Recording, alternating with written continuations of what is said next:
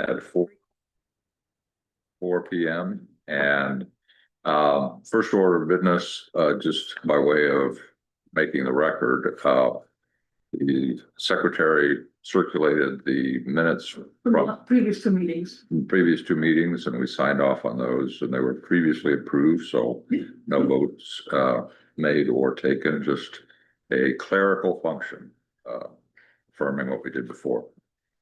All right, we've got a lot of fun stuff in front of us, and I think one of the challenges will be we'll be organizing ourselves in order to get from point A to point B and deliver something that will be of value to the select board to put in front of the town. And I've mentioned the couple of ordinances that I talked about. I keep meaning to just sit down and draft them up. They'll be very short. So I'll do that before our next meeting. And I won't ask that you all address those or talk about them tonight because you don't have it in front of you, but I'll have them ready for the next meeting, and we can probably go through those pretty quickly. Fantastic work, incredible work from the very beginning, as I've congratulated you all as we've gone along, Nick and his group, and April and your group, which is a lot of just April, I think. A lot of cut and pasting. Yeah. On the cut and paste subcommittee. Incredible amount of work, incredible amount of time and attention to detail. First question I have, and just in terms of trying to get ourselves focused and oriented, is Nick, between what you've done and April's proposed, do we need are we both on sync with those, or do we need to start with something different in order to move forward on what you're proposing, Nick? In other words, you've been working from what we have right now in terms of ordinances and I think what plans. she has written accommodates most everything I'm talking about, or at least room for it. Okay, good. That's why I thought, Good. with the possible exception of still including the limited development district. Okay, but you get Most other respects, I did read through it, most other respects, I don't see any incompatibilities, minor to. okay, good. So the gauges are in sync. That's super. That's great. Okay. All right. Well, I'm thinking a good place to start, and I'll defer to you all because you guys have been thinking about it as much as I have. But it seems to me a good place to start would be with Nick's proposals, and for the purposes of today's discussion, at least the initial discussion, focusing on what Nick you're thinking of that we would put in front of the town. Oh, good. Yeah. Let's do that. Yeah. I'll wait till you put it back. Well, I don't know if people saw the email I sent this afternoon in response to Mary Ellen. Yes, that's one I'm working from. So that's a process approach that I think would simplify the whole thing. Yeah. And I think we sort of have to do anyway. Yeah. I agree, but let's see if we get consensus about all of this. The fourth thing we talked to This morning. The The previous one was really complicated because I was trying to mix and match Mhm. 5 documents that don't match. Right. But I think if we follow that process, we can sort of eliminate those problems. Yeah. In that order, and the first part. It's just. We just got started, Demi. We're just getting warmed up. I'll sit at the end. Oh, grab a turn. Or you can sit over here where I am too. I've got plenty of space here.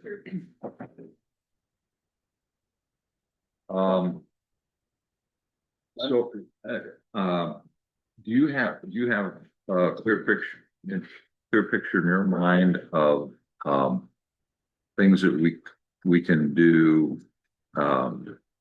without getting town approval? In other words, it sounds like some of the stuff is going to be sort of in-house So yes and no. cleaning up.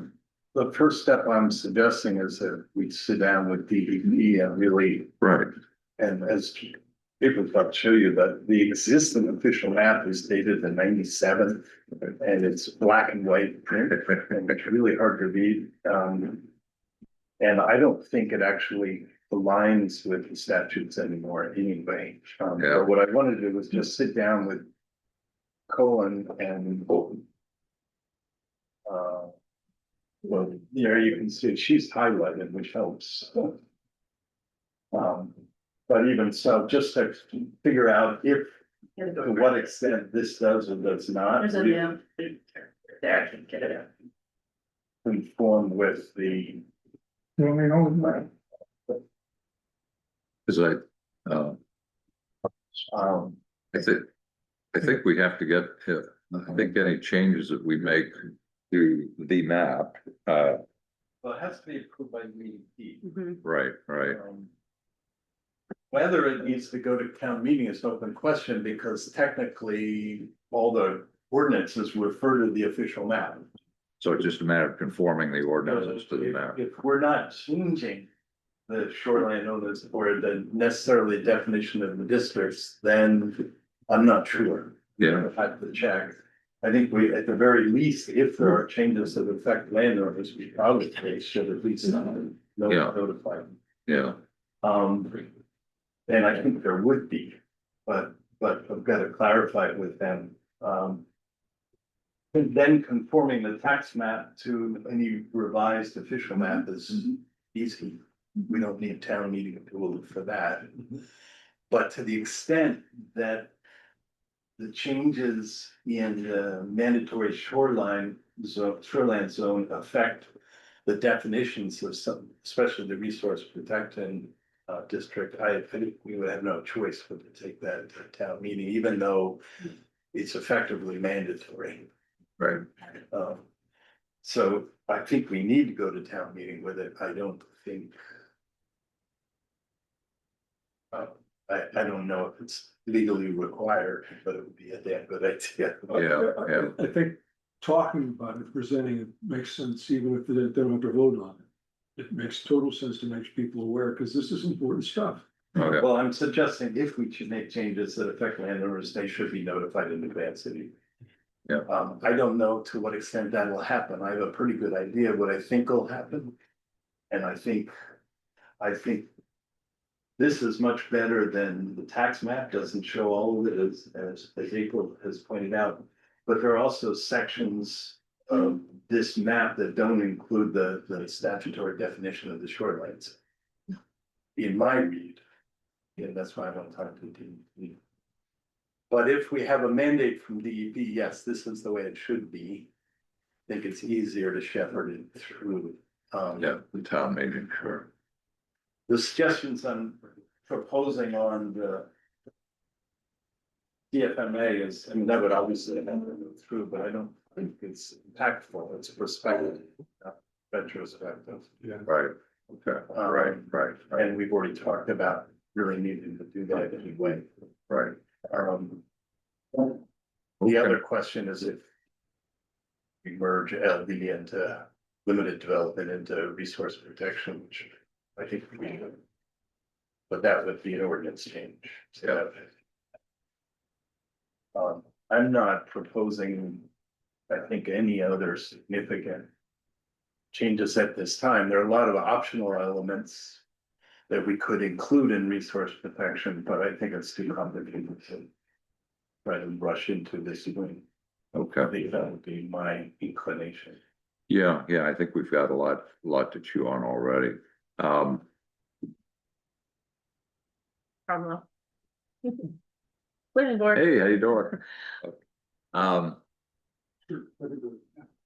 Okay, well, again, subject to the group's feelings on this. Thanks, Um, let's go down your checklist, and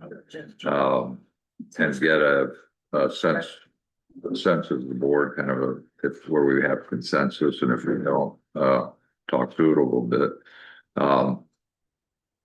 In terms of timing, if the goal is to get something to, or at least begin to get some proposals to the select board, beginning the second week in April, when we have our meeting, and then send to them whatever we propose to send to them. And I guess April footnote, does the select board at this point have are they thinking about a deadline for submitting proposed ordinances yet, or No, the warrant, does it- warrant issues? yeah. I haven't calculated backwards, and I should, because there has to be all kinds of hearings and stuff if we go forward with this one. Right. I think most of it could be done, pretty close to May or in May. Right. The warrant doesn't have to be finalized until the end of May, beginning of June.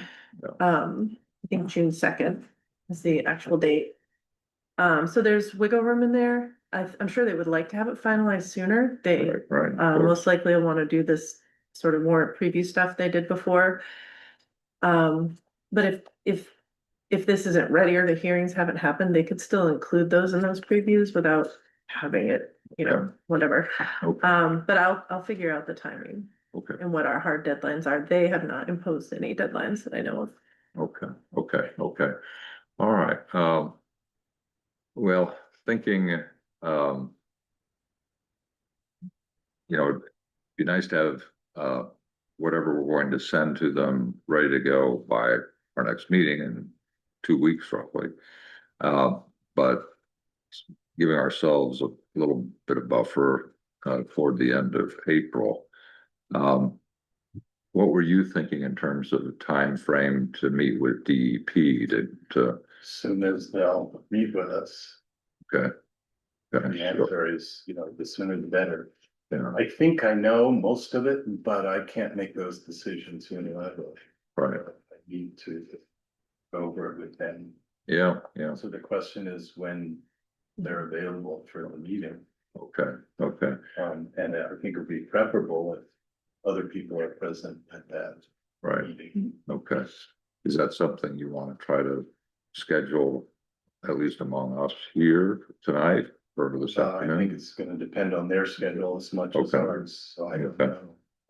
April talks to Colin, so. Okay. Not lately, because They're played out, or we exhausted? played out, but Colin was on a medical leave, Oh, and that's why Ross was stepping in. And then the last time I emailed Ross, I got an out of office message, so I think he's on vacation.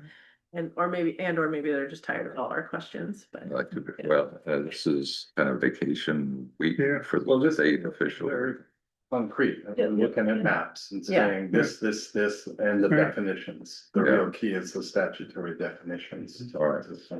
We'll see. I mean, if you guys can try to get something set up in the next week or so, we might be able to get. He doesn't answer my emails, so.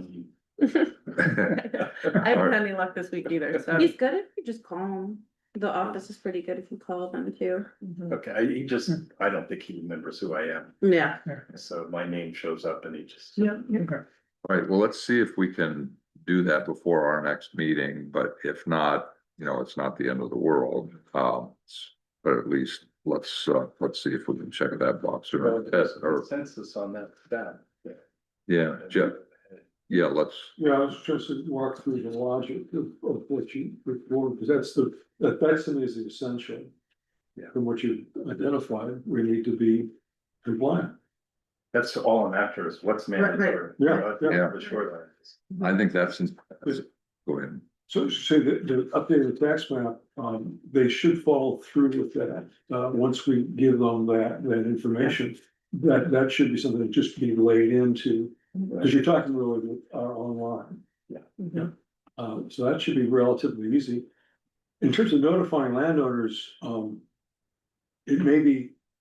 If you have like a list of people who might be impacted, that makes sense. Just in general, I think you put out something saying, but first step is the DEP. After that, it really kind of follows. So once we have agreement with the DEP, then we can identify the parcels for use. Yeah. And I think it's 2 weeks notice before the town meeting or something like that. But we're not rezoning, like, we're not changing this at this point. So I don't know if there would be. There may be people who haven't been properly regulated as part of the shoreline, That's my question. but I don't think we have to like certified mail all those people since No. we're not changing the zoning, but we do have to have a hearing and really publicize it. Yeah, I think it's communicate. Yeah. Yeah. And then the third point about refining, the resource protection, merge, limited, you don't have to do that. I mean, that's a question mark. Mhm. That's like a next Yeah. fiscal year. It's an open question. That's one of the questions for DEP, because there is no limited development district in the statutes. We intended that. But we're allowed to do that. But well, Multiple except towns it's- do that. But parts of that may be in fact, probably are part of the mandatory shorelines districts, so we sort of broke the rules in pretending otherwise. And that's really the question I'm asking, but at a minimum, and I think April's already done this, is we're removing the parcel designations. And that is a ordinance change. I think, and I'm not sure, but I think the idea with with any zoning ordinance is to describe your districts and then the map shows where they are. I think it's probably a mistake for us to list them out, map and lot like we do, because they're inaccurate at this point already. I went through and looked at them all, and some of the things that are supposed to be in the shoreline zone are not listed. And sometimes it's because it's kind of obvious, like, oh, this must have been subdivided and the ordinance wasn't updated, and in other instances, I don't really know why. But there are parcels missing in that list in the ordinance that are on the map. So I think rather than having a list and a map, which might get into conflict, you should describe the district and then show it on the map. And the map, the courts have found the map to be controlling anyways, but it would reduce confusion, I think. Yeah, that makes good sense too. The limited development district exists in other towns when I asked him about it, and it exists in, because those properties predated that wetland being designated a resource protection zone. But So, couldn't they just be non-conforming properties in the resource protection district? no, because what the essence of creating the limited development district was that these people built homes and bought these parcels prior to this other zoning. So there are things that they're allowed to do without going to the planning board, say, if they wanted to cut down a tree, not within the wetland buffer, but in their property, they could do it without going to the planning board. If they wanted to, if they wanted to like add or do a renovation or do an addition, still out of the buffer, but they're still in the zone, they would have to go to the planning board instead of just getting a permit from the CEO. Yeah. So the spirit of it was to, there's still things that they can't do that other parcels can't, but it was to make it not as limiting as resource protection. As someone going in, knowing it's zoned resource protection and then subdividing it. Yeah, my only question actually was, I don't have any driving need to get rid of limited development. Okay, right. It was more to the Okay. extent, if it's mandatory as part of resource protection, Right, it's a different problem. yeah. And I think at least some of it is. Yeah, yeah, I think, and I asked him, is this common among other towns to other towns? And he's like, yeah, this is what other towns do when, those zones come in after people and parcels are there. So, Well, we can cross that bridge. right, If- exactly. We're just trying to get it to the point of where we can speak defensively about our shoreline, so. Right. Yeah, The question I do have on that before we let it go, though, is we're designating resource protection and limited development by parcel. Right, How would we designate limited development if we weren't doing it by parcel? right. I think we end up being stuck doing it by parcel. Well, Thank you. CFMA is similar, because we do it by parcel. Right, but there can't be, CFMA is different in that there can be no more limited, development. Parcels, Well, because even if you subdivide a limited development, it is, I looked at it, it is, if you subdivide it, it's still limited development. Mhm. But you can't, there can be no more limited development other than the area that already exists. what if we created more resource protection areas though, and had other landowners we wanted to carve out in the future? Well, that would be different. That would be adding more parcels to the limited development district, but I'm saying right now, as we are, without adding additional resource protection, we wouldn't be, but that would be another way to talk to those homeowners and say, hey, we understand that we're establishing a zone around you, but you will still have the designation as limited development and you can still do A, B, and C. So we're not taking away everything from you. So it would strengthen that position. I'm also puzzled because Beaver Pond is in the limited development. There's no construction around Beaver Pond. I think there's one camp Oh, right, on yeah, the west side and the rest of it, and half of it now is part of Kelvin anyway. right. But that was a curious decision that I don't know. You mean like no no permanent house or dwelling there prior, yeah. I guess it's because, I mean, those parcels look like they have been divided like that, and maybe they were, I don't know, there's some, parcels that are touching the resource protection zone, but are not considered resource protection zone either. Yeah, they're like, they just skip the green, boundary. So, the limited development district is, basically a carve out from a resource protection. It's basically an exception Mhm. to that. It's And that's- those properties that were already built before the RP was created. Limited development came first, like on this map. The yellow parts are limited development. This map is 1997, Mhm. which is the last time we updated our map, sadly. But those yellow areas are LD. And then later on, I think when we were required to by the DEP, and we adopted a resource protection district, we left the parcels in the yellow that were developed as limited development. So it's not an exception exactly. It was there first. And when we imposed that new zone, we left those. So they didn't happen at the same time? I thought that when Gary recalled, he said this came after a state statute came down and we identified a couple of areas and this is what we settled on. Well, the 1997 map, and I've been looking at older ordinances too, doesn't have resource protection. It has those limited development, limited residential, commercial, and CFMA. Mhm.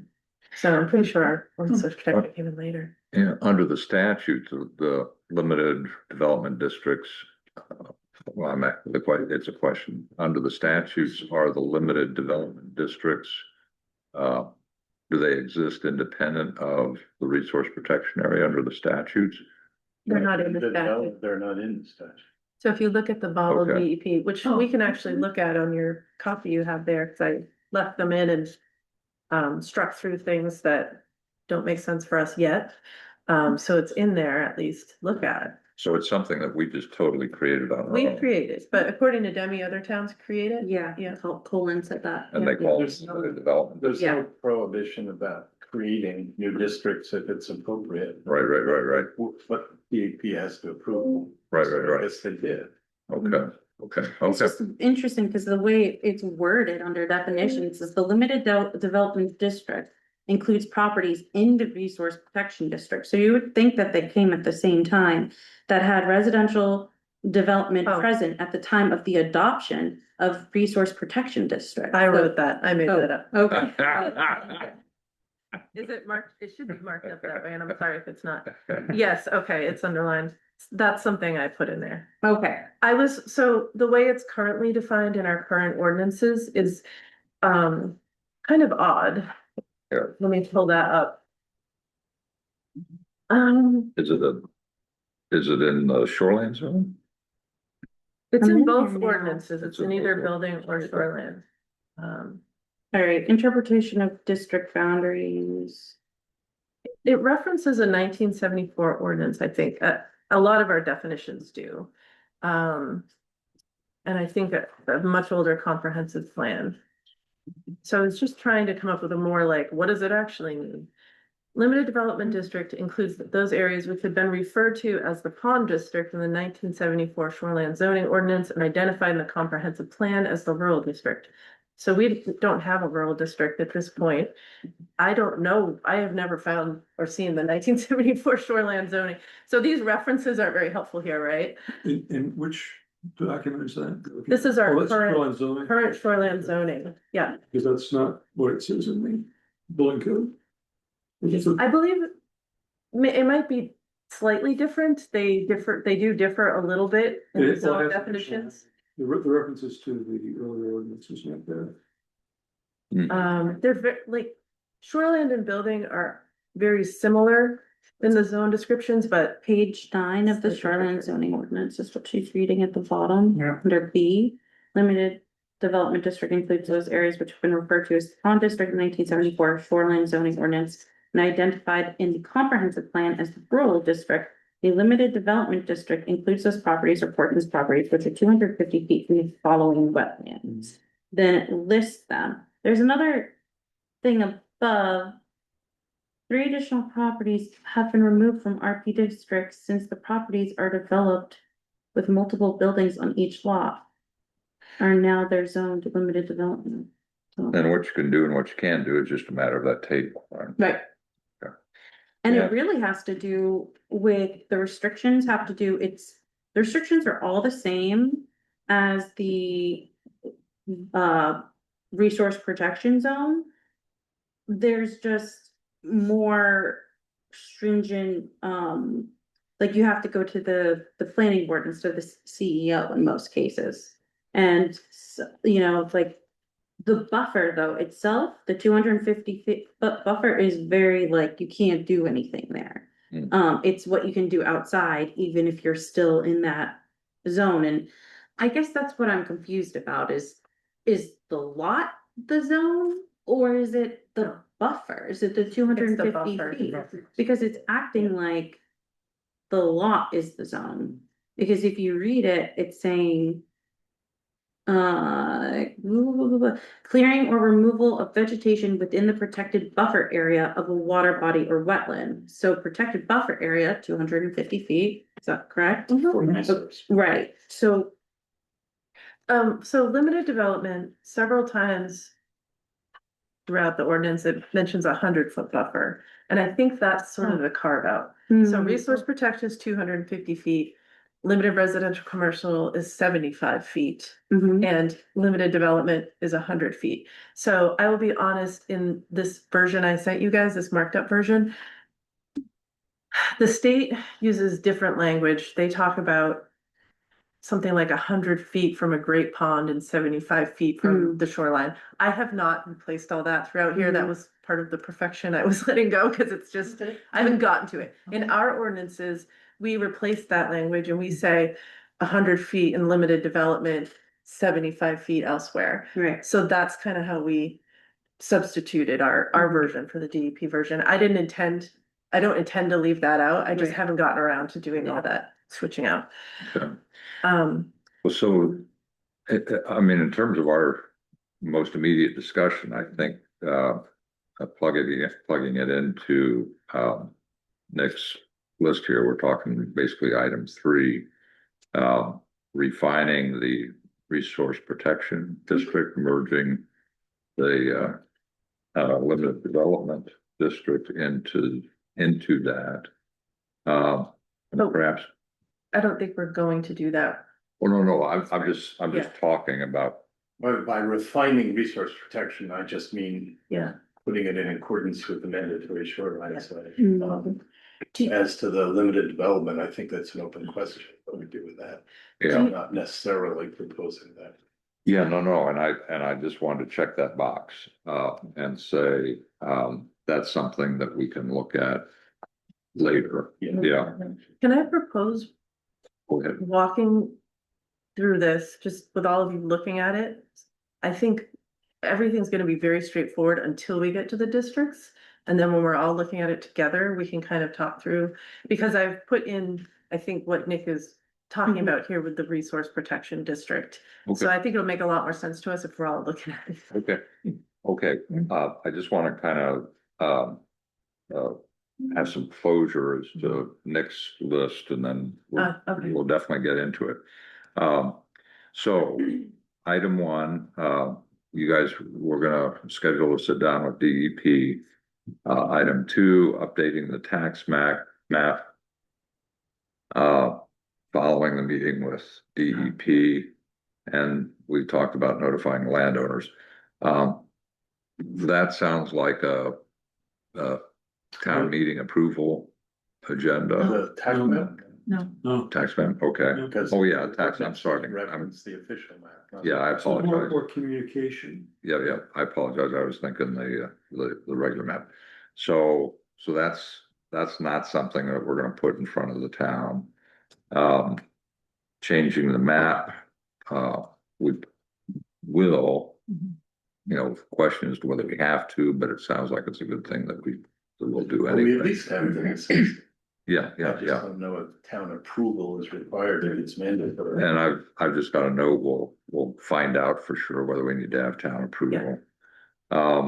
We've talked about item three, and, what you're proposing, short of addressing the limited development district issue, doesn't sound like an issue to put in front of the town. Not if if it's just aligning with the shoreline zone. Right, right. But assuming we don't have to put in front of the town the shoreline zone. Right, yeah, right. And then, I mean, and that kind of then Mhm. goes to April. Then separately refining the perspective criteria for CFMAs. Which That's a is, separate issue. Definitely a separate issue, Yeah. and that's something we don't want to do this time, but. well, I've been grappling with it and there is a version of that in here. Okay, all right, so we're tagging back to April. Okay, We should do it. It's prospective. It doesn't necessarily affect existing. oh, and that's totally good. I'm, I agree with that. that's what I'm doing here, is just kind of checking to see what's But it hot would- and what's not. that would be a town meeting. Yes. Okay, and that's gonna be part of what you're going to talk to us about too. Yeah. Okay. All right, okay, CFMA. okay. So just again, I'm boiling it down to the bare essence, so we know what we're going to be talking to the town about. One, the map, and we'll confirm whether we have to get town approval, but we're probably gonna do that or something close to it anyway. And when I say the map, I mean the map, the zoning Yeah, map. I mean, as a bare minimum step we could take without town meeting approval is just start using this map. Right, More, for sure. more, make sure our tax maps match this, and that would be a big step right Right. there. And then going forward, when you change that map, you do have to get town meeting vote. So if we wanted to add additional areas beyond the 1997 map, then, yep. Okay. So that may be a next year thing, maybe a this year thing if we go quick, but Okay. yeah. Well, right now, are we talking about changing the zoning map at all? No, I'm not.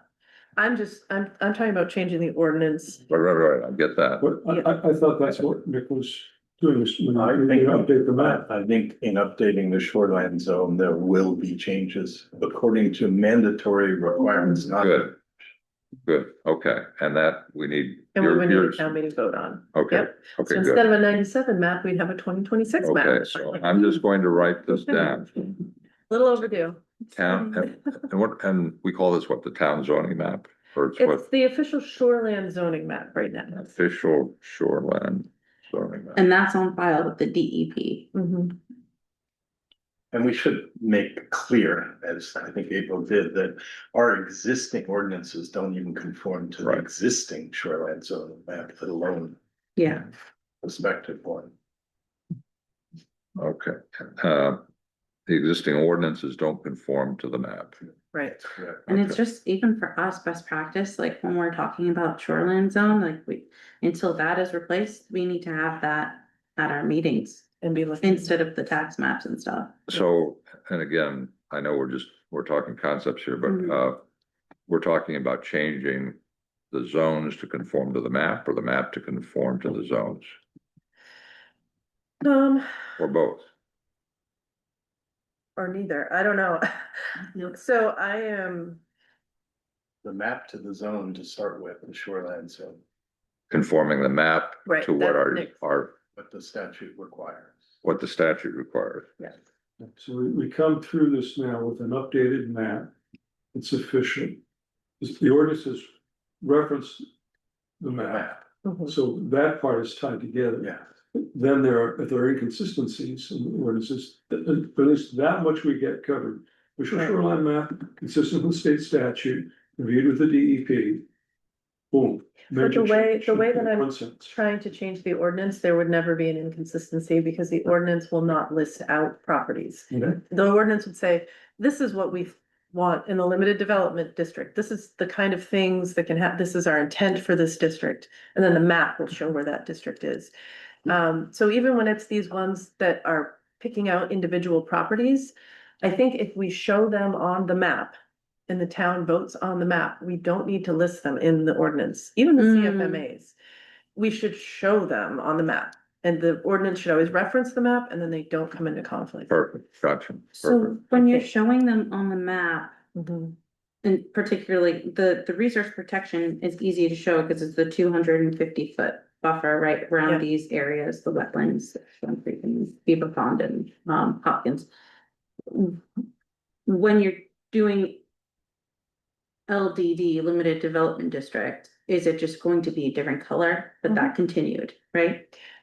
It would be, yeah, I mean, a different color or a different pattern, like this map, it's hard to look at, so I did color, but it Yeah. is hashed out, Right. right? They distinguish, so it would be tiny, we'd have to blow this up pretty big Right. to even see them, but like the CFMAs are marked on here. And I put pink to show where they are, but they are Mhm. marked, so that's how you show. Mm. And so those individual parcels that are limited development, we would have either in a different color or a different Right. pattern to call them out. And, you know, it would have to be blown up for people to really see that, because it's so small, but I think that's the way you do it without ending up coming into conflict with your And writing ordinance. particular parcels, and then every time someone subdivides or something, then you have to go and vote. You have to on it remember again. to amend your ordinance, yeah, Right. exactly. Okay, so your meeting with the DEP then is going to kind of be the final word on what we need. We need to change on the map. And That's the hope. these things Okay. aren't tied together, right? Like, we could change the ordinance without changing the map, or we could change the ordinance and change the Right, map, I but we hear you. don't have to do both. Like, Yeah, this would work with that or whatever Nick does. all right, well, let's start with getting the map in conformity with the statutes.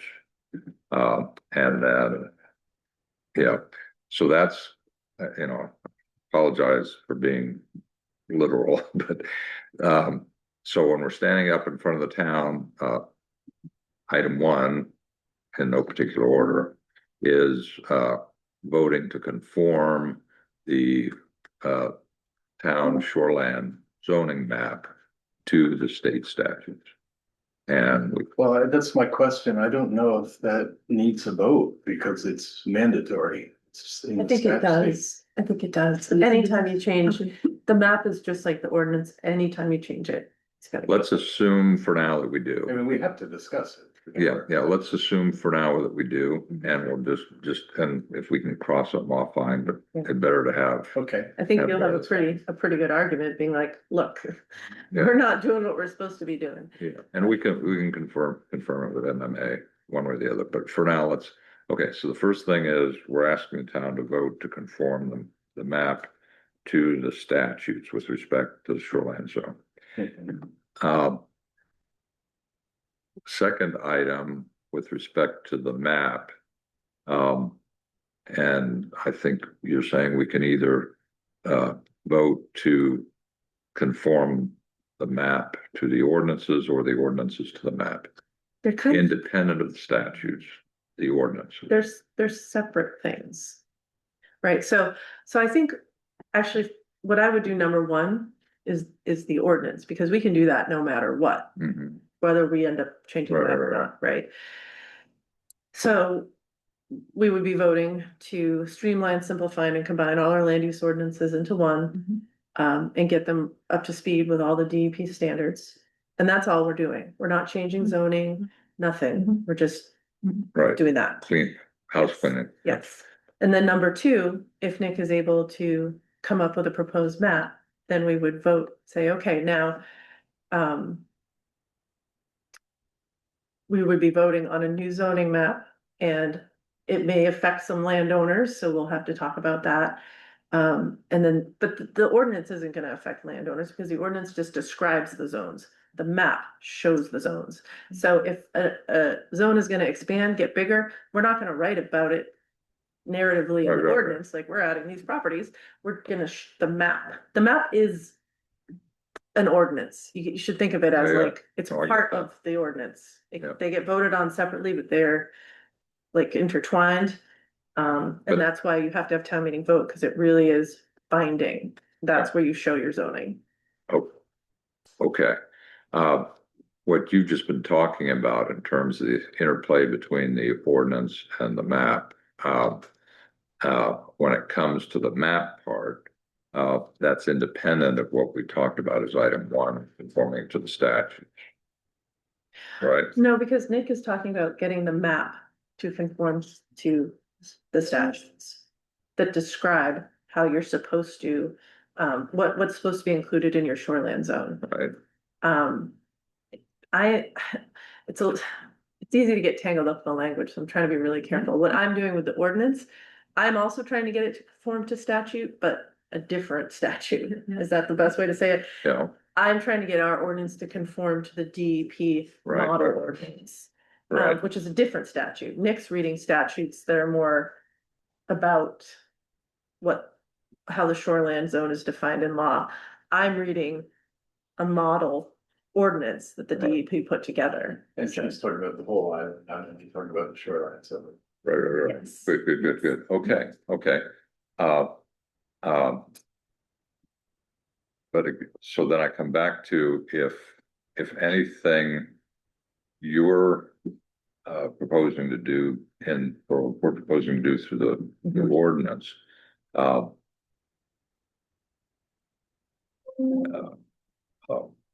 Where is it going? Is it going to have any impact on the map independent of what the statutes? What does No, the only way the ordinance is gonna affect, the ordinance and the map would change together is if in the future, I'm Right, not right, right. proposing this spring, we wanted to get rid of a zone or Right, we wanted right, to add more zones, that would go in the ordinance and then that would show on the map. Okay. But since we're not talking about doing that, you should be able to change this without worrying about Okay. that. I think Okay. the way she's written it, it just references the maps, so Good. Yep, good, whatever the good. map is Is the law. the way it is. Okay.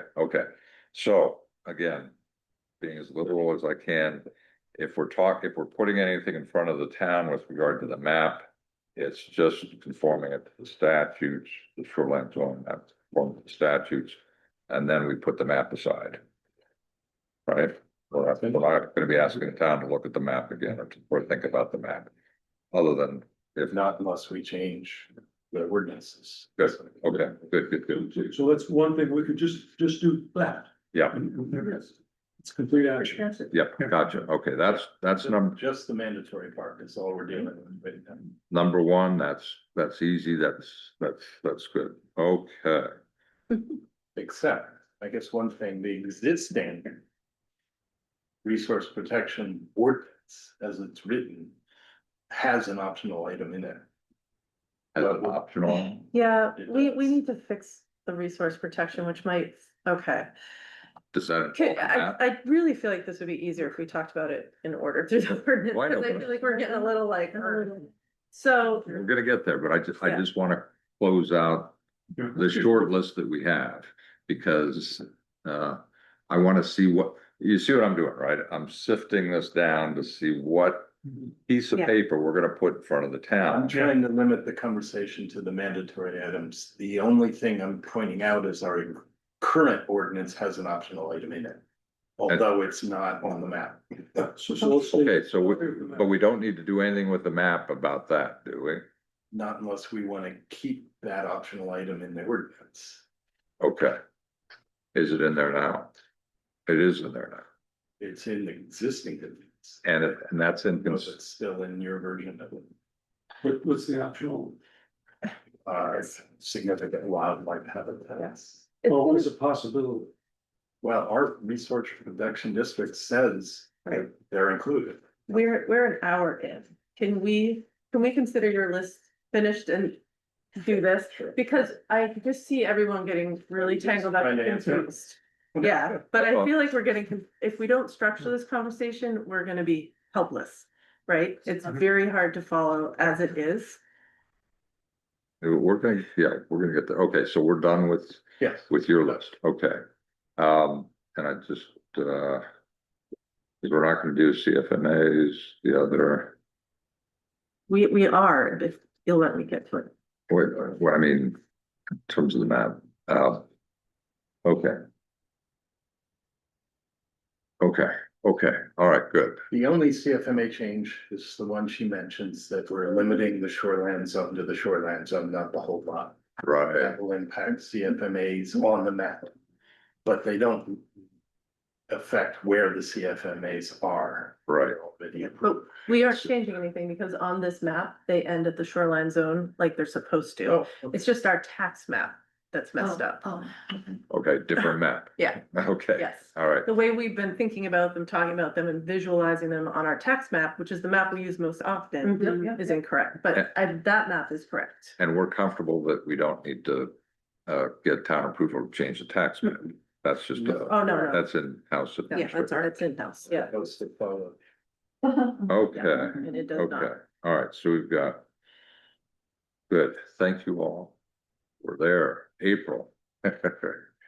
Lead us through it. I'm gonna skip a lot of this because I think it's pretty self-explanatory. I just mushed together stuff in purposes, authority. Applicability is a little interesting because I made it just apply to the entire island, so that 250 feet normal high water line that was an applicability, I've taken out. I'm gonna describe it later, but right now, this ordinance applies to the whole island, which is, I think, what Gary was looking for, or thought the building code did, so hopefully Yeah. he will like that part. So preface, when we put this in front of the town and get being as liberal as we can and narrowing it down so people can get their heads around it. What we're proposing to them is to basically, however you want to describe it, house cleanup, or at any rate, we're not proposing any substantive changes to the zone. Right. And so that's our platform where we're jumping off from, and then Yep. we're gonna walk We're them just- through Eliminating redundancy by combining these two ordinances, it. Okay, but no substantial change. okay, Effective date of ordinance, I'm not gonna read through this, but what I did was try to carefully parse out the language so that if we change parts that apply to the shoreland, that has to go to the DEP. If we change parts that do not apply to the shoreland, it does not have to go to the DEP. So we'll be free to change things that only apply to the non-shoreland areas without involving DEP. Same in amendments. If you look at number 9, districts and zoning map. This is where I've kind of laid out that structure I talked to you about before, where we have a shoreland zone. And within that shoreland zone, we have our 4 shoreland districts: resource protection, limited development, limited residential commercial, and CFMA. Those are all within the shoreland zone. And then we're adding this additional zone that we're gonna call the non-shoreland zone.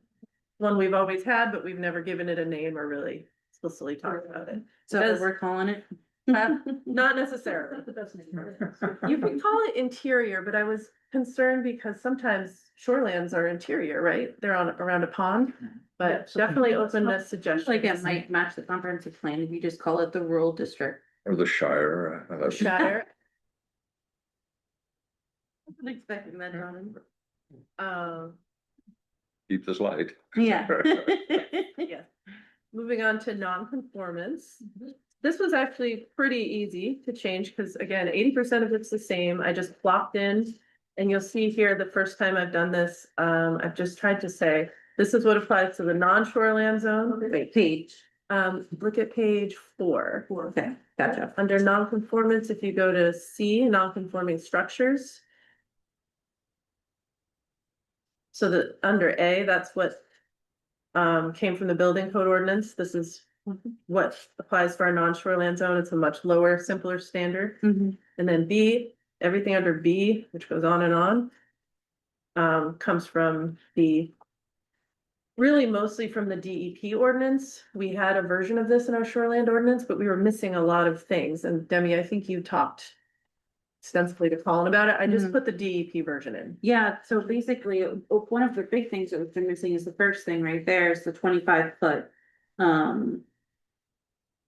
So, no, not 25 foot, but there's height requirements specifically for shoreline zones that are outside of our building code that we weren't following previously. We were going with the standard 35 feet and there's 25 foot. Yeah, and 15 feet somewhere, I think. Yep, yep, at the bottom of page 4. Yeah. For the height of a structure, we're not talking. And there were some other things that Colin was talking about that we haven't been doing, having to do, you were more in the weeds with them about it than me. I don't understand, but I recognized it when I saw it, so I just plopped it in here. So basically, our shoreland zoning ordinance had kind of gotten out of sync with the DEP's most recent version. So I've just substituted the DEP's version in here. Foundations, relocation. When you get to relocation, a lot of that's on page 6, applies to all zones. So the first section is all zones.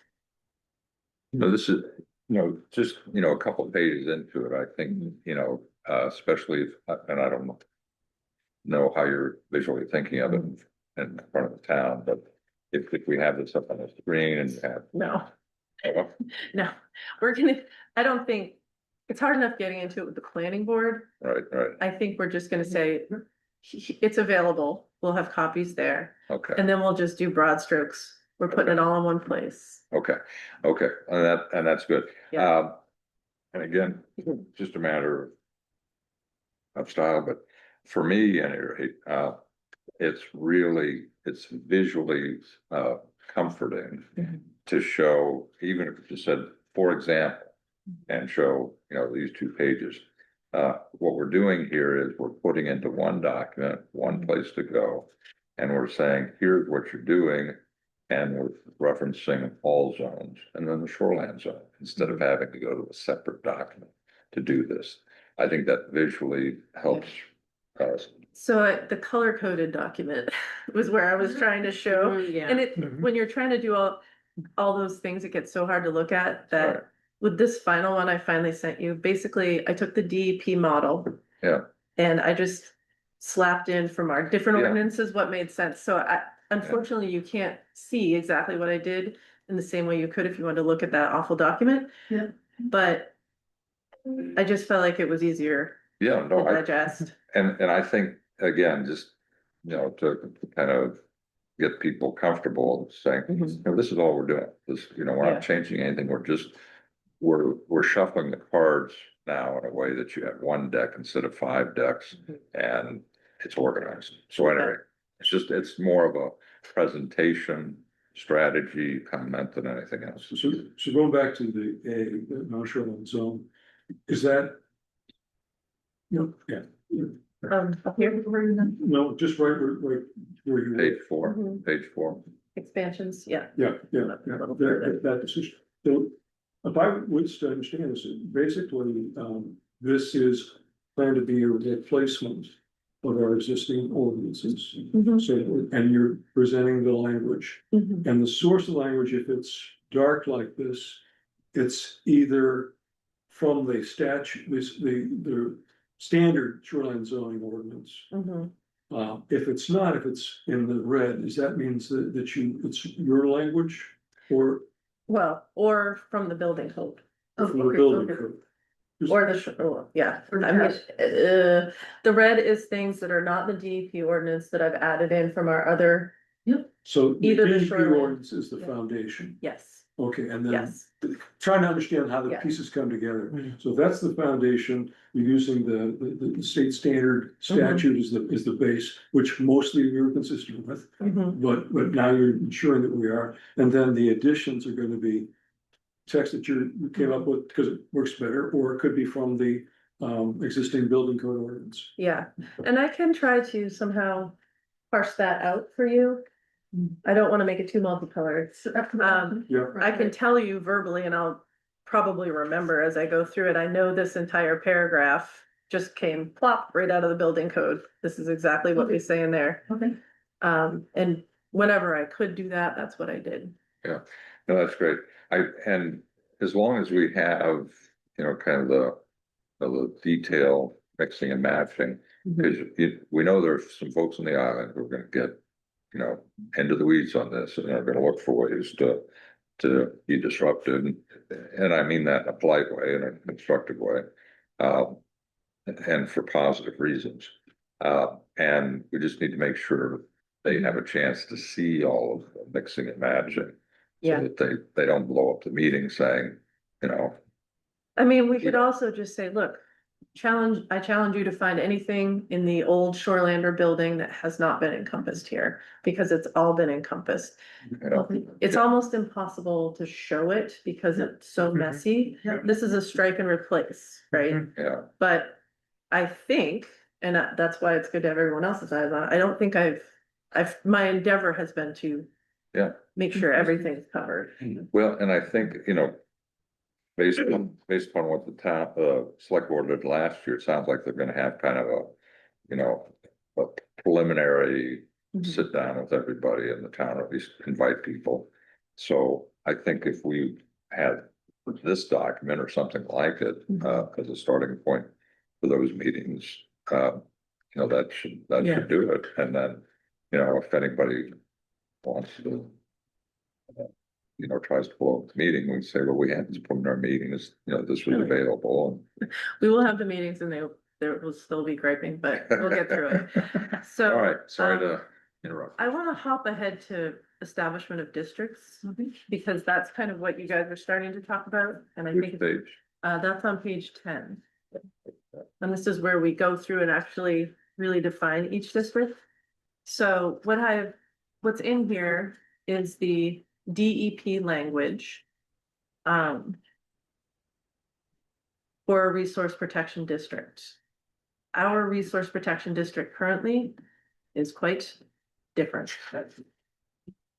so you have a section that's crossed out here, is that from our existing? Nope, the strike throughs, when there's strike throughs, that is DEP language that I thought wasn't relevant. Right, so anything that is an underline, I'm bringing in from other places. Anything that's a strike through is DEP stuff from the base I was using, that I was like, this isn't relevant to us. So that whole struck through part right there is about floodplains on rivers, doesn't make sense. We could leave it in, but. So which pages do we see? Page 9. Bottom? I'm on 10. Oh, 10, 11. sometimes when I print it comes out different. Yeah. Resource protection area for district, Yeah, okay. it's 13 establishment of districts is the section. So 13A is from the DEP document, and you're saying this is dramatically different from what we have. Yes, but we have, if you go down a little further to the end of resource protection, number E at the bottom there, before you get to limited residential district. Yeah. Ours is based on E, areas within 250 feet horizontal distance, blah, blah, blah, high value waterfowl. If you read our shoreland zone, current shoreland zone, our resource protection district is defined as areas within 250 feet horizontal distance, blah, blah, blah, high value waterfowl. So what I think we essentially did was we took option E, which is optional. A through E right there. If you read, I left the note in that's highlighted at the top there because I wanted you guys to see. These are optional options. A, B, C, D, E. They're not mandatory. The stuff above it is mandatory. So for some reason, We didn't. we include made that. our resource protection district one of the optional things. And we did not include the non-optional things, which are up top here. And that's- so this is where we changing the ordinance might require us to change the Changing map. that, gotcha. Because we might have to change resource protection just to get up to speed. So floodplains are not currently, I don't think, part of our resource protection No. district. I don't know about areas of 2 or more contiguous acres with sustained slopes of 20% or greater, but It exists. yep, and we do talk about that elsewhere in our ordinances. It's still in here. I kind of think we probably want to get rid of it and just encompass that by adopting this DEP resource protection definition. Oh, okay. I do wanna point out that the significant wildlife habitat, as we define it, we include them according to the state maps, we don't include most of them. That's one of the quandaries here. Mhm, We selected a few and then left out the rest, mhm. but we say they're included, so but they're not on the map. So either we drop that optional item or we have to include it all. There's waterfowl areas that are on this 97 map. And aren't on the tax map. They aren't on anything that we reference.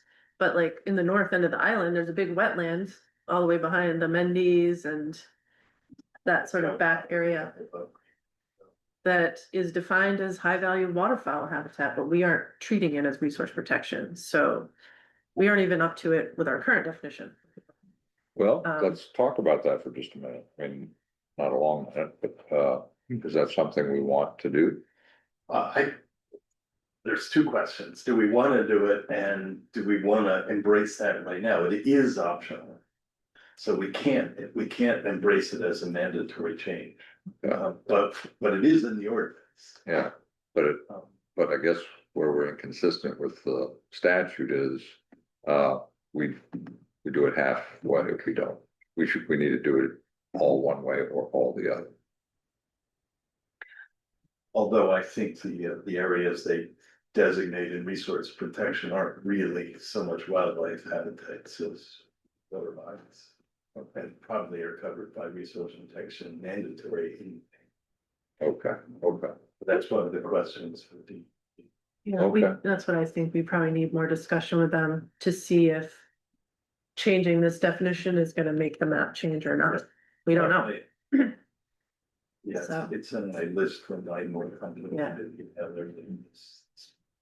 All right, well, I guess, is that something we're going to ask them at this meeting?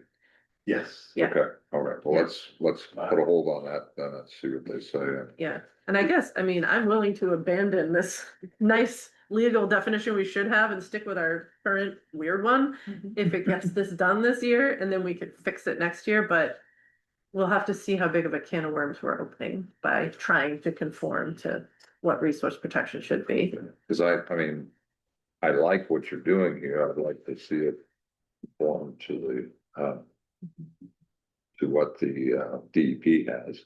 Yeah. Uh, So next is just a lot of struck through suggested DEP districts that we don't use. They have limited residential and limited commercial, which we squished into one. We don't do general development, 1 or 2. And then finally, if you keep scrolling past all the struck through stuff and get down to B, you'll see limited development district. And I made an attempt these are my words. The limited development district includes properties in the resource protection district that had residential development present at the time of the adoption of the resource protection district. The purpose of this district is to allow residential owners of these properties more development potential than would be allowed under the resource protection district. So I just tried to be very literal about what we're doing. Instead of what's currently in our ordinances, which is the rural residential district in the 1974 ordinance. Which just doesn't help us much. And as we said before, they're defined by lot lines, Mhm. kind of like spot zoning or. Yeah, I'm kind of curious how it isn't spot zoning. I see what you're saying, Demi, like it would be kind of cruel to a property owner to be like, suddenly you can't do anything on your property, so I get it. I wonder how the law looks at it. And if there's like a timeline on it or anything, but that's a whole nother thing I don't want to get into. Yeah, okay. Limited residential commercial, these are my words, the limited residential commercial district includes areas suitable for both residential and low intensity commercial uses, including functionally water dependent facilities. Hold on, oh, yes, okay, I didn't print my comments in your printouts because it makes the text too small to read. Mhm. But in the online version, that I sent to you guys, gosh darn, it's so hard to see which comment goes with what. I Here. think like once you hit it and then the comment will appear, like hit the section on your document, there you go, and it should highlight your comment. Okay. So this entire district is something we created. It's basically a mashup of those two above it, the limited residential and the limited commercial. Except for this one phrase, which is that phrase about including functionally water dependent facilities for hauling and storing a maximum of 10 boats and for individually operated lobstering and fishing activities. We plopped that in there. I don't know why, I don't know the story, so that's why I put a comment there. It's odd, it's like we already have the CFMA, so why do we really need to talk about it here? Industrial uses are prohibited. Is that what, what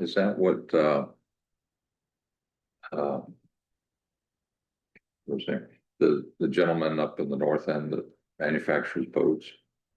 Dan Faulkner? Dan, yeah, he's in a limited residential commercial district, is he? No, he's CFMA. Or is he? Is his property actually the same? Yep. Okay, Oh, I didn't think it I was. think it is, I'm pretty sure it is. well, it's not the North- boatyard, he's, I don't two think it lots is. below the boatyard. I don't think it's it's- not, the boatyard is, but Oh. not this thing. Yeah, So maybe is he the only, is that the only limited residential commercial district is his lot? No, limited residential commercial district is everything except resource protection, limited development.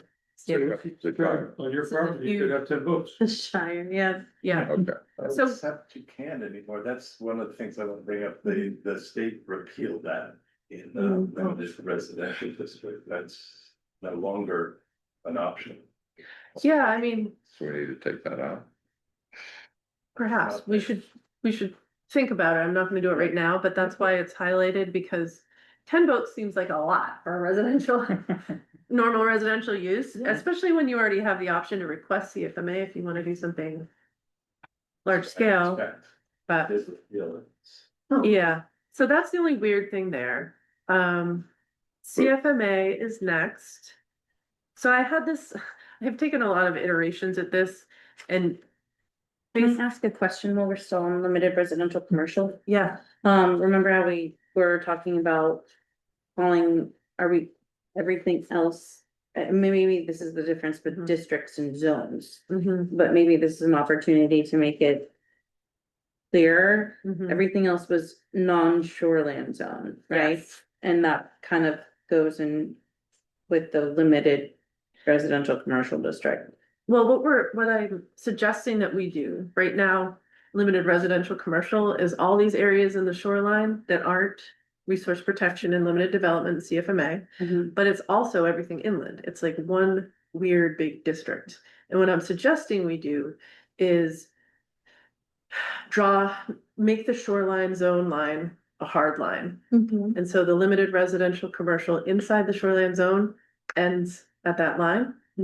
And then outside the 250-foot line, we call it the non-shoreline zone. And we could define additional districts within that eventually if we want to, but right now, because there's only one thing, Right, I'm just saying zone. gotcha, you're saying it's kind of useless. Well, no, we need to call it something. And it is a little bit different, slightly different, not a lot different, but the things you can do inside that 250-foot line are Yeah. different, Yes, right? So yeah, I know. the name explicitly right now, but it already is different. So just how to talk about it. I know. So the non If you look at the table of land uses. that might shoreland help. zone.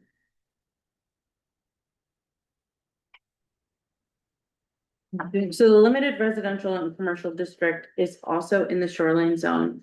Yes, Gotcha. Yeah, we're Okay. still going through Fixing the it in four, my head.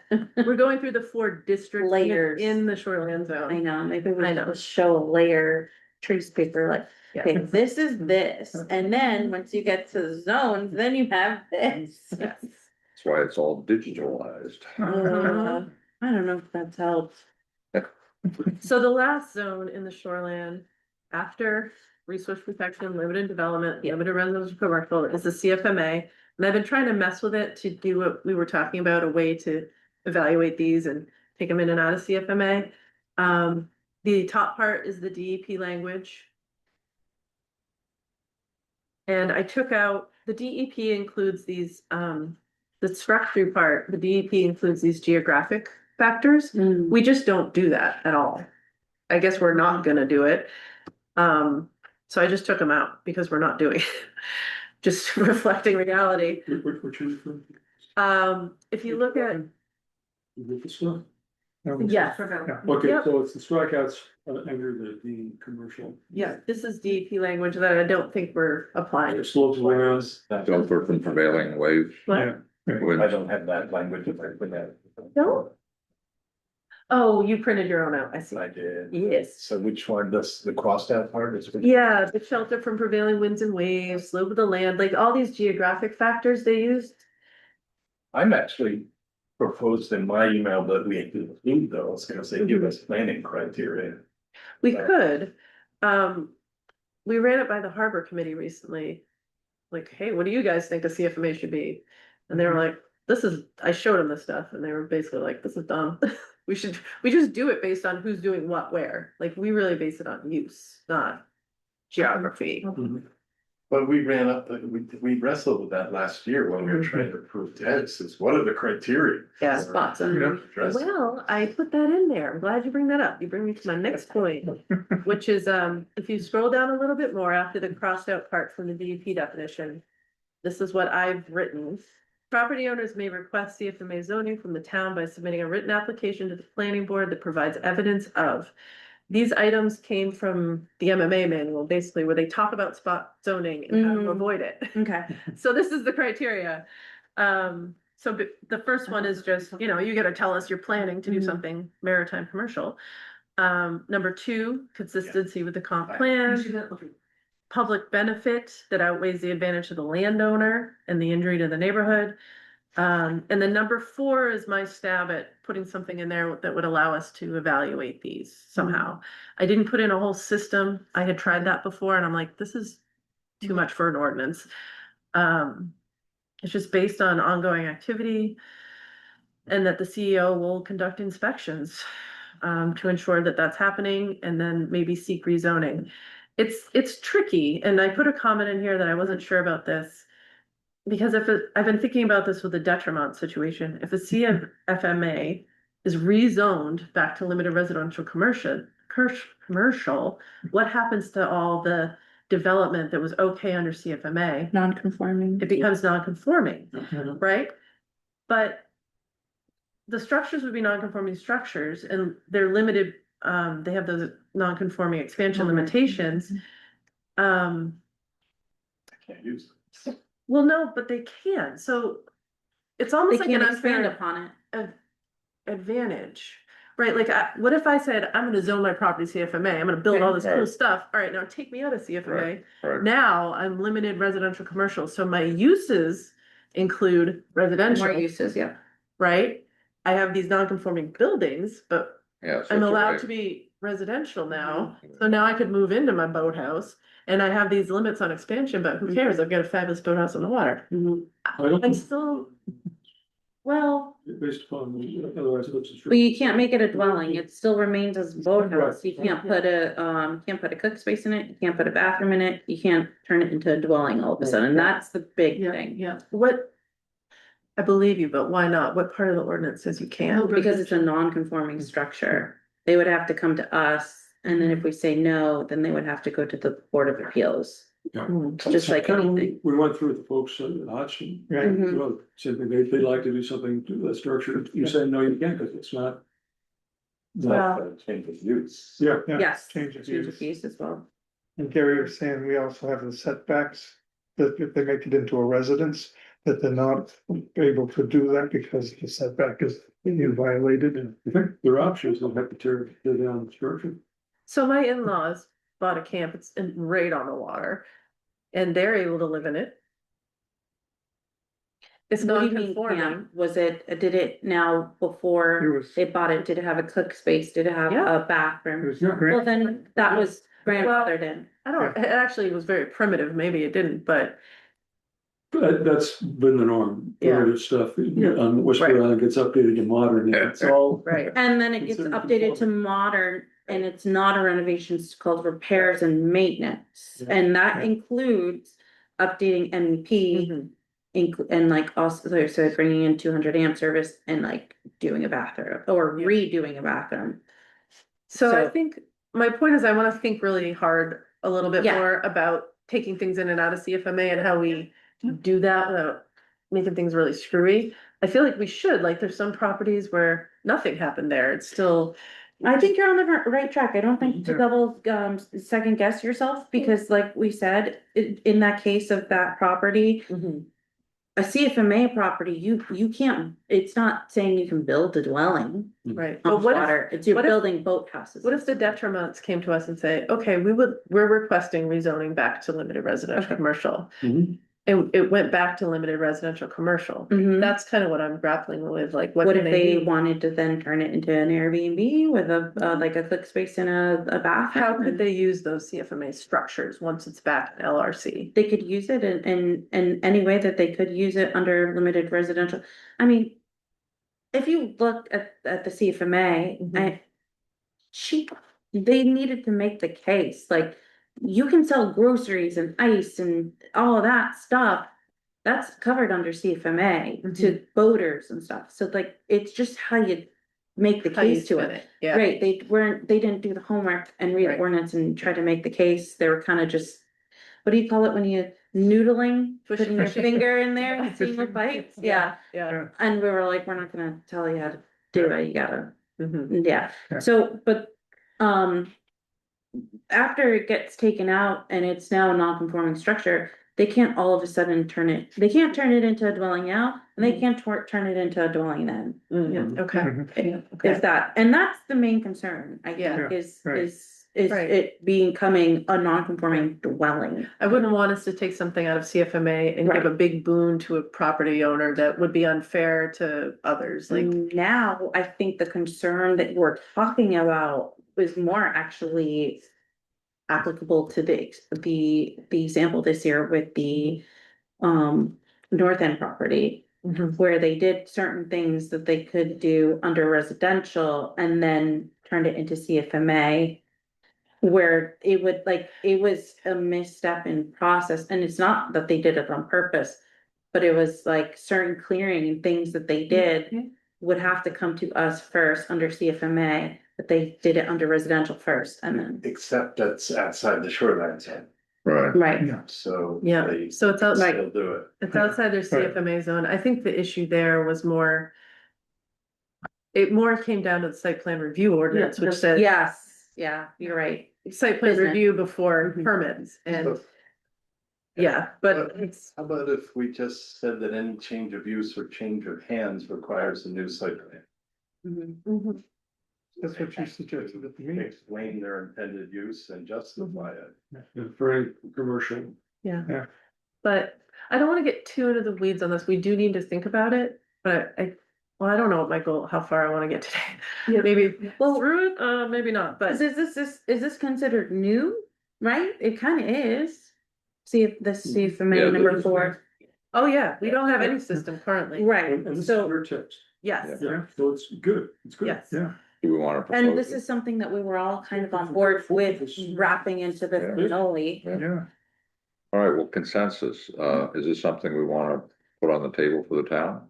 Well, I think so. we're, well.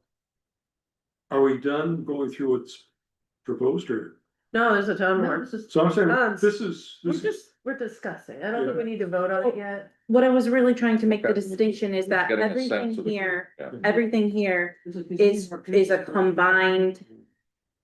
Is combined from the building code ordinance and the shoreland zone ordinance, And the DEP model. except this is something new. Yes, and Right. new stuff, yes, yes. So I would like to just know what's new. Yeah. Okay, this is the only thing that's new, is that right? Nope, so up Okay. above, for instance, I rewrote limited development definition. Mm-hmm. And limited residential commercial, no, yes, I rewrote those definitions because in our current ordinances, they reference that 74 ordinance. And I was just like, let's just redo these so they make sense. Right, So in Well- showing markup this way, yeah, I couldn't distinguish, yeah. but I will try to find a way to do it. I guess what I mean by new is not like new definitions or anything, like I totally Mhm. understand, I mean. Introducing something new that could change Mhm. the way that we go about Yeah, property, the changing property rights, I guess. This would be, I mean. I think it's- any new language we need, Yeah. anything new, Right. whether it's. So today I'll just tell you, but in, I'll try to find a way to mark up the document, yeah. have like two Sorry. different colors. Yeah. Try not to torture you guys with a lot of colors. Oh, I got bad feedback about that, so. I think we've got a good sense of the group, that it's something we wanna move forward with, so let's, we can, refine. Yeah. any And time that we I have. left this highlighted note in here because I wanted to show that the DEP does say you can do this. eh, Single parcels. Yep. You Yeah. know, Mhm. so it's not wrong what we're doing, we just have to be really careful how we talk about it. We have Yeah. a little system. I don't Yeah, think we're the I'm only just saying town this- that has the situation Mhm. with this. Yeah, I'm just saying this is current, like, this wording, which I agree with, is expanding the jurisdiction of the code enforcement officer. And introducing annual inspections, right. so it's new. It isn't, it isn't, like, because we were already basing CFMA on usage, Mhm. and we could have been Enforcing. enforcing and reviewing this. We just didn't have any system either in policy and in Right. administration. So I'm plopping a system in here that we didn't have before, Yeah, it's consistent with. but it's not something we could not have. We're not extending our rights, We're Right. kind of done- but we're outlining them. Yes. We don't do Extend any it, yeah. inspections after the fact. We don't need to go there. Well, You're all night. yeah. All right. I took out stream protection district because we don't have one yet. Nick feels we should, and I think he's making some good points, I think, right now, though, just to get this done.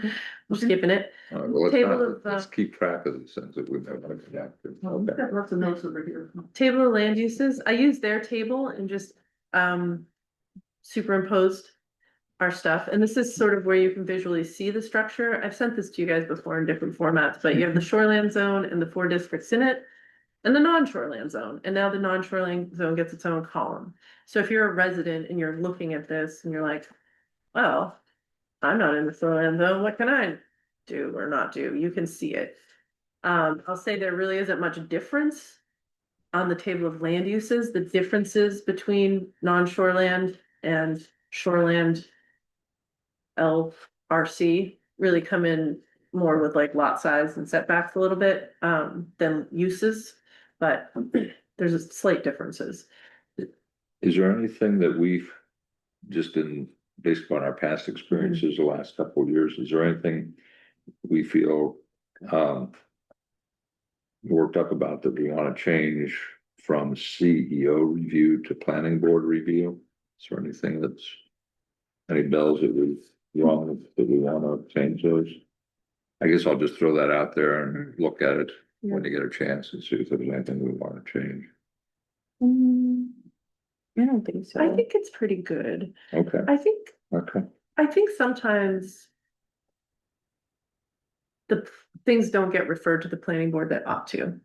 Mhm. And I'm not blaming Gary for that. I don't think there's ever been a system, but I've been working on that new permit form that will help better define that Yeah. The flow. gatekeeper part, yeah. Yeah, so I think more stuff will be coming to us Okay. without having to physically change anything. Question in this column, how did the timber harvesting conversation research go on that? Did we ever figure out? Oh, Still working on it.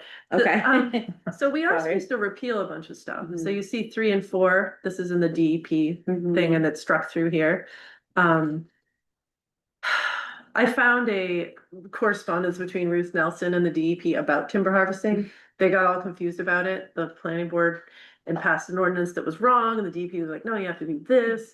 And so I'm unclear about it still, and it seems like everyone I talk to is unclear about it. I think we can just take all the timber harvesting out and say the state regulates this now, which is what I've tried to do here, And they do. but I think, I don't know how. How We do just they need to do make it? sure someone's regulating it, I guess, exactly. right? But like how?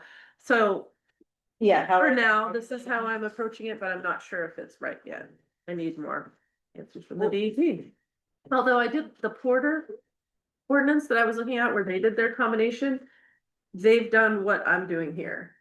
When we get to the timber harvesting section and land uses, there's just a line in there that says this is now regulated by the state. Get in touch with the forestry department. So there's precedence. So I had a couple comments in here about things, blah, blah, blah. Oh, no. Okay. On line 15, principal structures and uses. 1 and 2 family residential, including driveways in CFMA. Oh, it is no. Oh, wait. It's so small on my computer, I can't see it. The CEO. Right, and I'm saying, shouldn't it be no?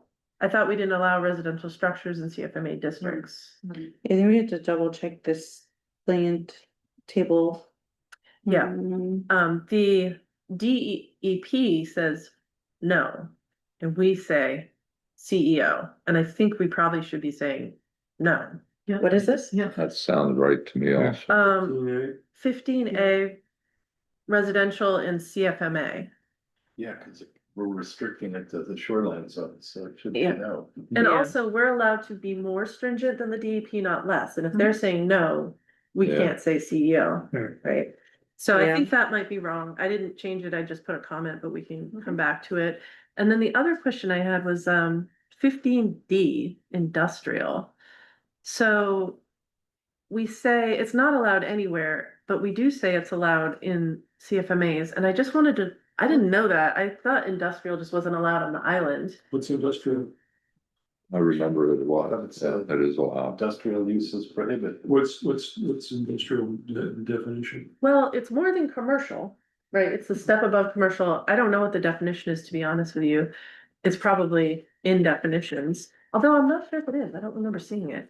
I don't But remember. Take a look at it. Do you think it would be in shoreline or building code?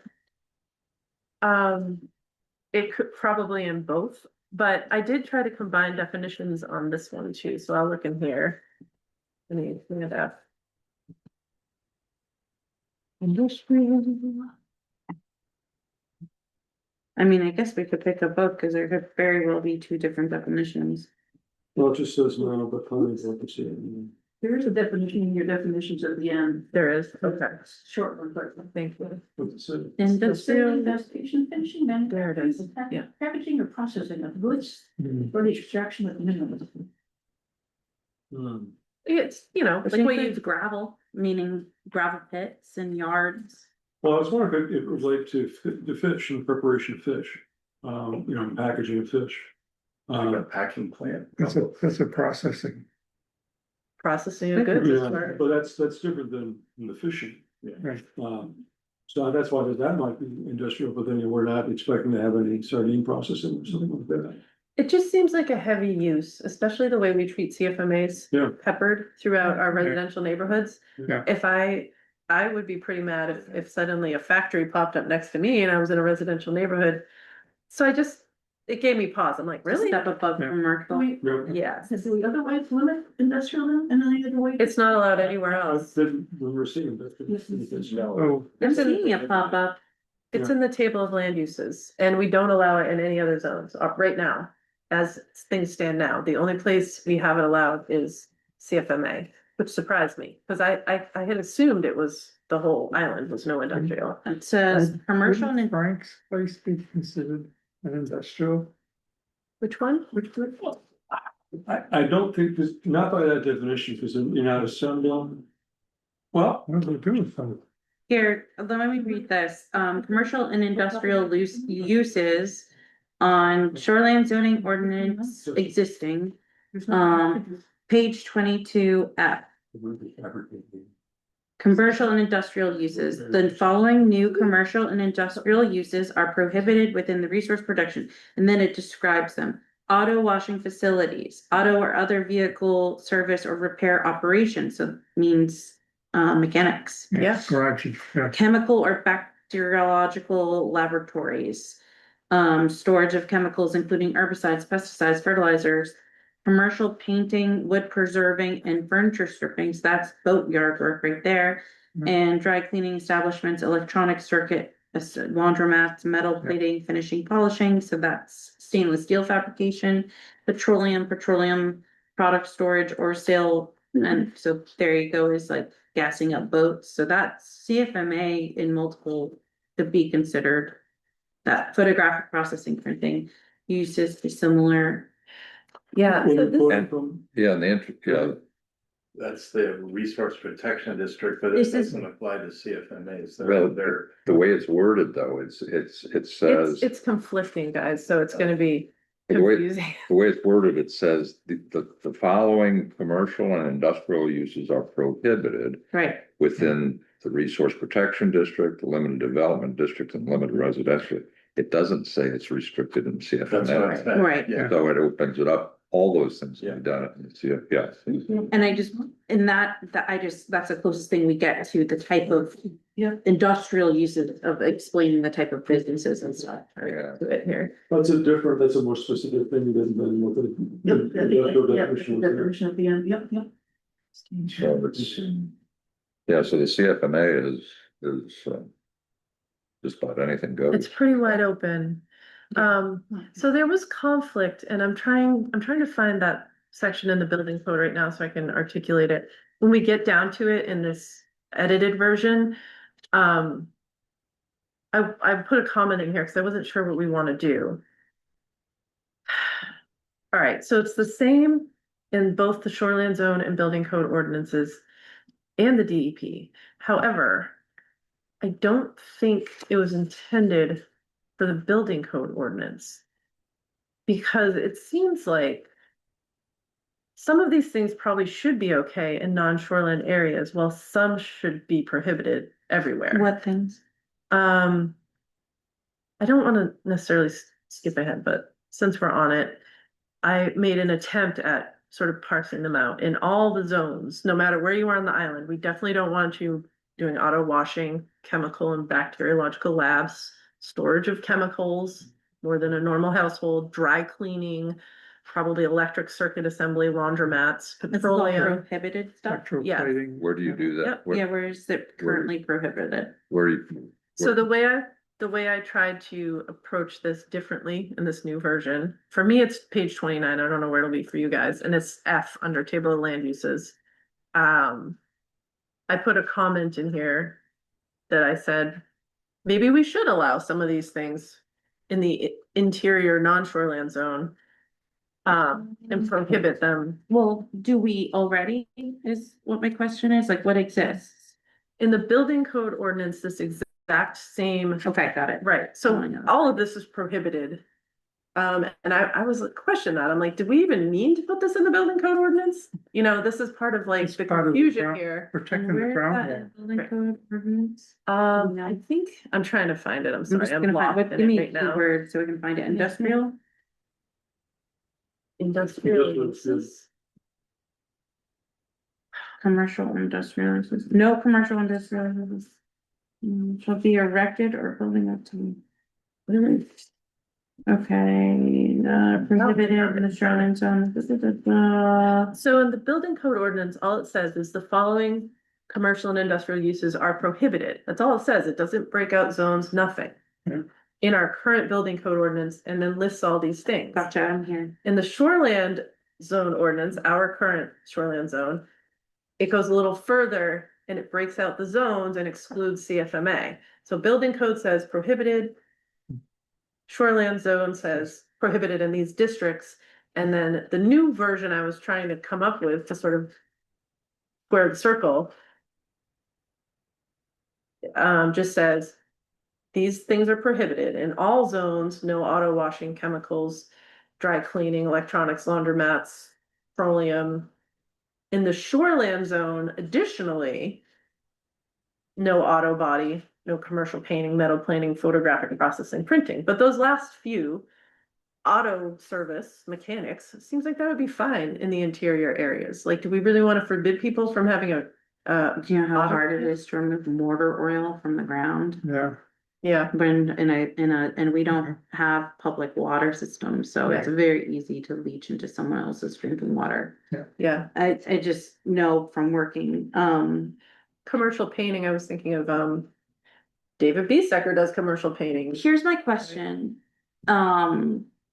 Commercial, I think that commercial painting, wood preserving, they're talking about like Mhm. spraying, spray booths, like high VOC output. Mhm. Yeah. A lot of this stuff happens for CFMA activity. Mhm. So if this is prohibited in the building code ordinance and it's prohibited in the shoreland zone, Mhm. but then it is also okay in this. So is there something weird happening right now where it's not allowed in the CMFA zone? Because I'm, okay, in the code hierarchy, which supersedes the other? Is it our code or CFMA? Zoning and like allowances and what they're allowed to do. Well, our code defines the CFMA Mhm. for. So we're allowed to list the uses and But CFMA can be carved out differently from the rest of the shoreline zone. You Yes, can have different rules. so CFMA gets to do all these things. Unless Under our we prohibit current it. ordinance. So we can. Yeah, like fiberglassing, storing, boat fuel, gassing up boats, all of that stuff, metal plating, finishing. That's all this kind of activity. And it's saying it's prohibited everywhere else, but it would be allowable in a CFMA is just what I'm trying to understand. Unless we prohibit it, yeah. Yeah, I mean, I share your concern. It doesn't, if we're trying to protect the Right. resource there, why are we doing all this really nasty stuff right next to the water? Yeah. But that's the, It's to protect the working waterfront is what the spirit of CFMA is. yeah. And it's So- nasty, but The DEP version, which is in this edited version, you can read it. The following new commercial and industrial uses are prohibited within the shoreland zone adjacent to great ponds classified GPA and rivers and streams which flow to great ponds.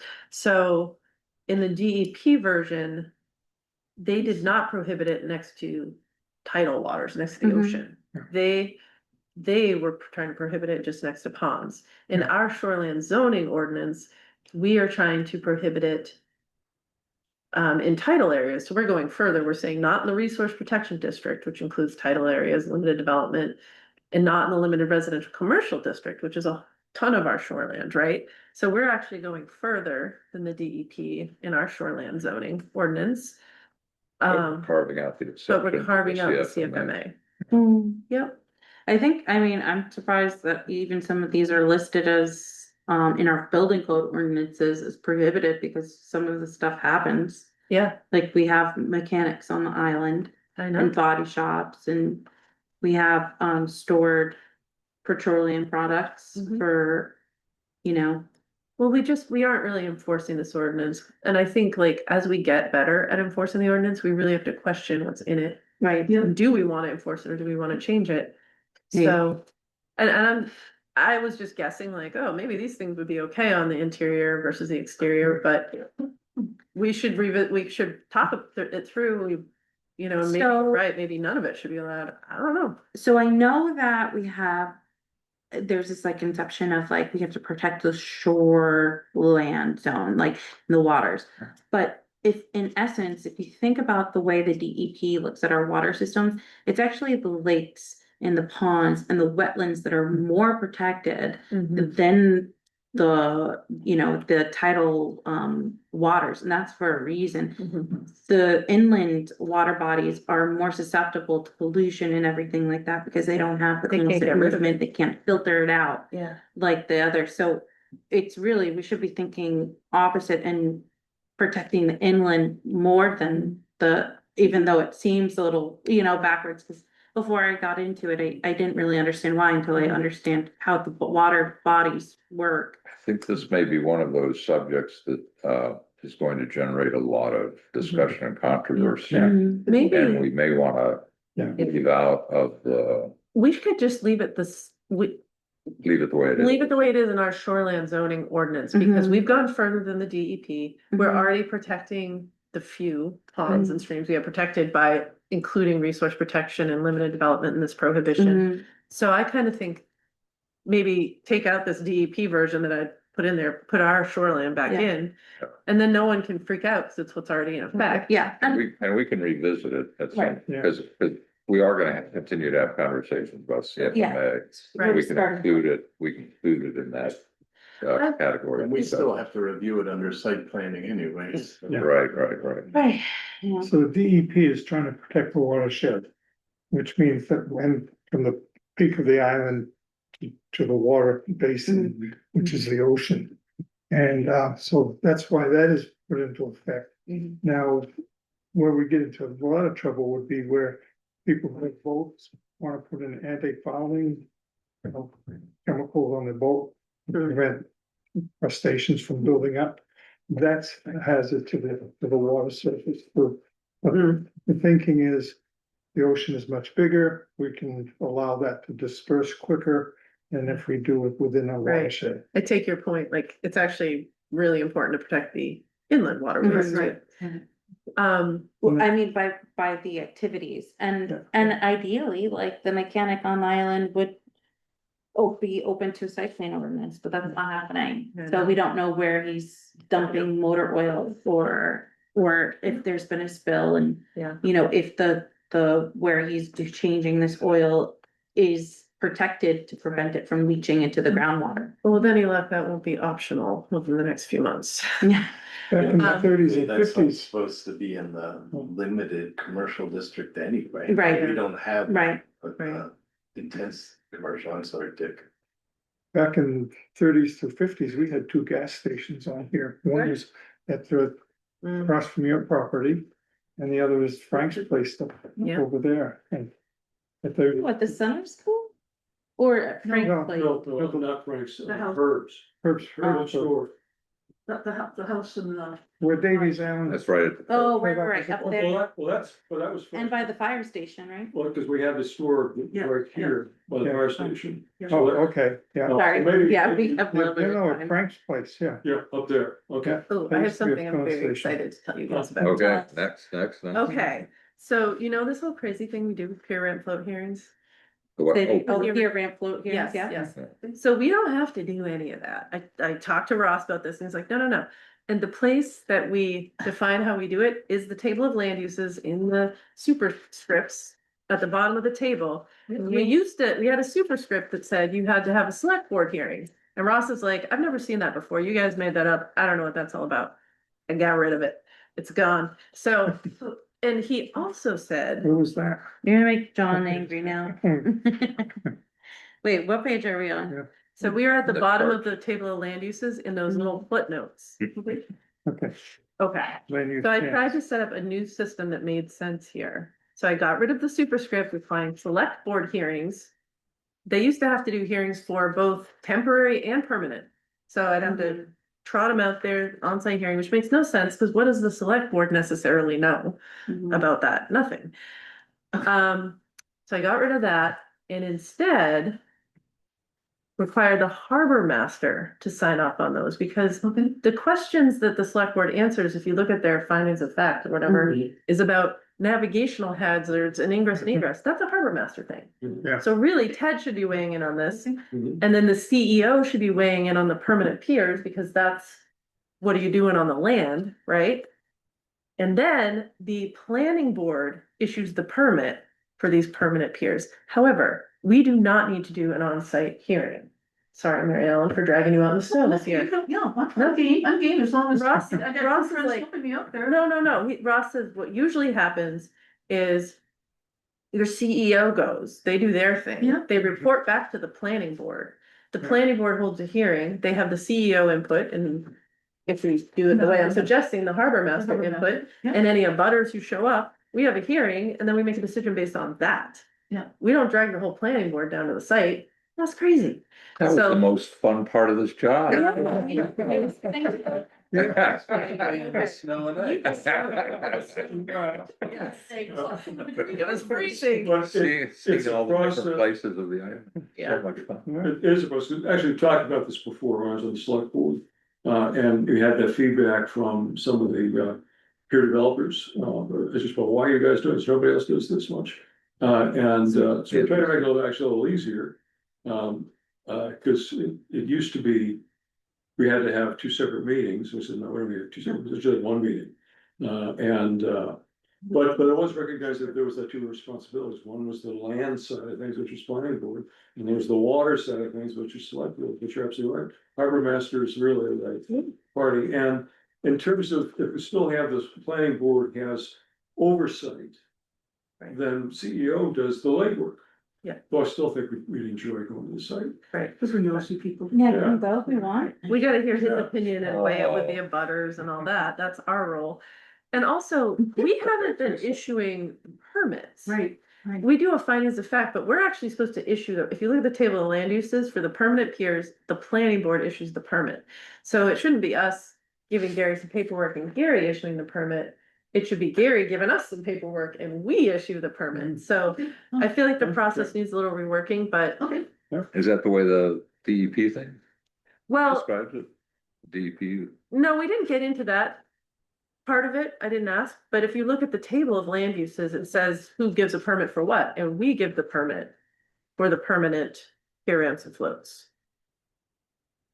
oh, and Under item the table. 17 Where on the is it? table, It's in here is that what somewhere. you're looking at? Yeah, I'm looking at the table, This one. because the table is really the only place that says this stuff. So permanent, yeah, if you look at it, it's planning board, planning board, planning board, planning board, every zone. For the temporary ones, the CEO can just go and the harbor master and they decide on their own, but for the permanent ones, we decide, we do the permit. So. Minor change, but I thought it was interesting. Yeah, good. I'm gonna have a hard stop pretty soon, because we're gonna go see a movie tonight. Well, we might cover Thursday. Ooh, but we're Yeah. gonna go Bye. see Hoppers? No, we're gonna go see, Hail Mary, Olivia. Huh? Hail Mary.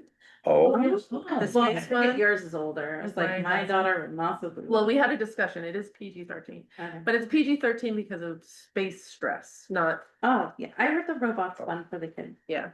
yeah, they say it's a really a good kid movie. Yeah. Good. He's all excited for it. He's in his- I thought it was a. Just like Star.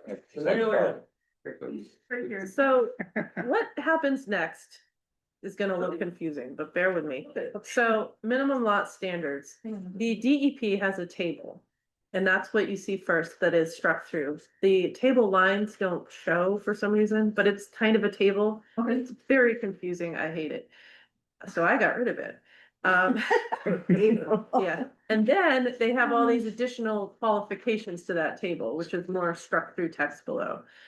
So I did what actually a lot of other towns have done, it turns out. I didn't know it when I did it, but been vindicated. They put it in a table, Mhm. That's, a nice looking table. Yes, That's this what is, that's what yeah, it is. what a developer loves to see. So you know, all you have to do is look at this, you can tell, is your lot buildable? If I Mhm. subdivide, will my lot still be buildable? And it's a lot, because you have to break it out by type of building. It's not that bad. But, and there's blanks because I could not find anywhere in our existing statutes where we define these things, so we have some things to fill in. But you have to start on the left and you just, am I shoreland or non-shoreland? Where? I'm on page, 19? my page 18. 17, 16, 17. 19, I think it's it's 17 on the hard copies. Page 17 of the hard copy. Okay. And then annoyingly, the DEP introduces this title status thing, which they don't mention anywhere else, but is, I guess, a thing. So if you're in shoreland, you have to figure out if you're title or non-title. And then you gotta go down into your districts. Which is annoying because limited development is in both non-title and title, so I had to, so it makes the table a little messier and I hate it, but Ross said we have to have it because non-title and title is something in the statutes. This Yeah. is the only place it appears in the whole friggin' thing, but there you have it. And then you just go across and you see, you know, your footage, your acreage, your shore frontage, your road frontage, your minimum lot width. What's other? I was thinking I should probably define that. It's governmental and nonprofit and, Okay, well, that kind of stuff. gotcha. Yeah. Cool, that looks great. And then if you go down below the table, you have a lot of subscripts, a lot of footnotes. So what I did was I took all the things in different parts of the ordinance that were qualifications of the things in the table, saying this is how you figure out shore frontage. You have to include this, that, and the other. And I just made them superscripts, right? So if you're looking at the table and you see that, you go down and you're like, oh, okay, I have to, lots located on opposite sides of the road have to be separate lots, you know? So it's just all these things down here. They came from different parts of the ordinance, but they're all qualifications put into the table. So that's, and Colin looked at it and he said, yeah, this is fine. Other towns do this. I thought his head would explode, but he said, "It's fine." So, but that's a big change, but I think it would help people so It's a much guide. Yeah, to be able to look at a table instead of read and try to figure this out. It's horrible. Read, who does that I know, anymore? like, trust me, it's horrible. I did it. It was horrible. So all this struck through text ongoing is the same sort of idea. And then I made another table for setbacks and maximum lot coverage. Yeah, It's that's a lot great. simpler. And again, a bunch of subscripts, even more for that one, because there's a lot of qualifications. does the DEP, model, how, do they incorporate or do they have any references to the ADUs? To the, affordable dwelling units and the accessory dwelling? The only thing I know about that was Poland said that ADUs aren't supposed to apply in the shoreline zone or something like that. Do you remember him saying that? Yes, I do. They don't apply, that legislation doesn't apply to the shoreline zone. It doesn't mean that because you have a minimum, if you have, if you make the minimum 1.5 acres in the shoreline zone, you could still only have one dwelling, doesn't mean you can have a secondary dwelling. Mhm. If you're gonna have one house, you can have a dwelling, another dwelling. So at some point, we might want to try integrating the ADU stuff into our one big beautiful ordinance here, Right, yeah. but, and Let then we that have to be, progress a little bit more because Yeah. they're still changing that every year. I know, Yeah. yeah, wait on that one maybe. We're not getting any ideas what applications are coming through, and maybe that's something we can address and keep in function too, because I think they're out there, that's happening, but we're just not. Yes, Perhaps. certainly. You can see it when people are posting like summer rentals, you're like, that's an ADU. Thanks for permitting it. Yeah, no permitting. Can I ask one question about Mhm. maximum lot coverage? Yeah. The statute on CFMA is 70%, but that's presuming a dense harbor area. Mm. Does it make sense? We can be more strict, and does it make sense for us to allow 70% right at the shortcut? Mhm. A lot. I don't think it's. I mean, maybe the lobster pound is there, but I don't think anybody else is. When they're talking about lot coverage in the shoreline districts, are they talking about just in the shoreline district? In the shoreline. Right, Mhm. I see, okay. So not the whole lot, just 70% of your That's one the CFMA mistake portion. In our current ordinance, Ah. it treats the lot as a whole. Yeah, But there is oh, okay. But when we're looking at max lot coverage in general, 20%, it does look at the full plot.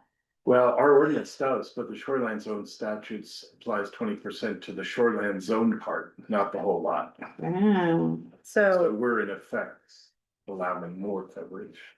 um. The other right. item that's weird is in our ordinance, we say that excludes the driveway. The statute says it doesn't exclude driveway. No, you're not supposed to exclude any impermeable surface. Some towns as even go to include ledge outcropping, Statute goes further. It doesn't say impermeable, it said non-vegetated. non-vegetative. Yeah, so it includes dirt roads. Mm, Is that something we want to do here? I, Yes, Yeah, I think that's consistent also with the water statement, as in, we want permeability. Right. yeah, one of the things I proposed earlier in the year was looking at lot coverage. Yeah, yeah. And that was for ground I'm recharge. proposing that we add some of these considerations to your language. Yes, I think so too. Yeah, getting into the nitty gritty. So how do, is this, are we capturing this in our proposed? I don't know where it is. What, That's under, Maximum lot coverage, yeah. what is that? Page 19 on Yeah. 7%.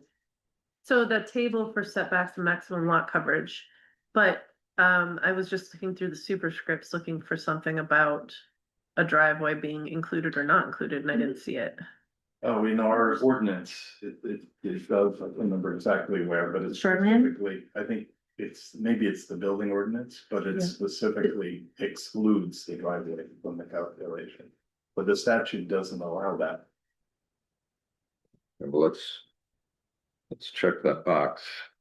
And it's not impermeable surfaces, it's non-vegetated. Okay, That's something can you could- make a Right, note it sounds so like that it you're, would lunch too. we gotta look for that. The total- It's not much. Okay, If it- here we go. If it's exposed. I got it Can you over find it? here in the building code ordinance, page 16 at the top of the page. The total area of all structures, parking lots and other non-vegetated surfaces, except one access road, shall not exceed 20%. So they're allowing you one access road, no? The DEP says the access road is included in the, Are we doing DEP or our ordinance? no, I'm talking, our ordinance allows a driveway. Yes, okay. The DEP regs, the statute says that that includes the driveway. So We want to adopt the DEP. All we right. need to, because we're less restrictive and we need to go with the most restrictive. In the Unless we shoreline wanted zone. Two standards, right? Yeah, Because we Yeah, could park that's it right. out. It's the shoreline. Yeah, and it might be confused because this is in the building code ordinance, that definition of excluding driveway, not, Yeah. I'll check the shoreline zone. And outside the shoreline zone, we can do whatever we want, so that's not a problem. Mhm. Not whatever you want. No, whatever the. Are you island is. capturing that, April? I do. Okay, so here I have lot coverage in the shoreline zone ordinance as it exists on page 16. The total footprint of area, our shoreline zone ordinance as it exists. Total footprint area of all structures, parking lots and other non-vegetated surfaces except one, yes, you're right. Shall not exceed 20% of the portion thereof. We need to find that in April. And Yep. that Just like April, 20%. I know. Oh, my fan. Yeah, I gotta go, guys, but Yep, yep. Okay. I'll, Enjoy the book. Yeah. can someone write this down and remind me? Yeah. I think I might have missed that. I went to the building code ordinance and found that 20% and put it in the table, but I didn't realize there was a subtle difference between vegetated. It's in the memo I sent Yep. earlier this week. so Okay, it is okay. written. We could incorporate it with a superscript to make non-shoreland different than shoreland, or we can make them consistent. That's a So- question I don't know the answer to. Lot coverage is 20% within the shoreline zone, so 250 and, that huge difference. Right, right. Right, because you So can we put have, it like- in two places, right? If your lot covers a shoreland area and a non-shoreland, you get 20% of this and 20% of that. Well, that's the way you wrote it, yeah. Oh. The way it's written now, it's 20% of the whole lot. Oh, Mhm. boy. But it enables more.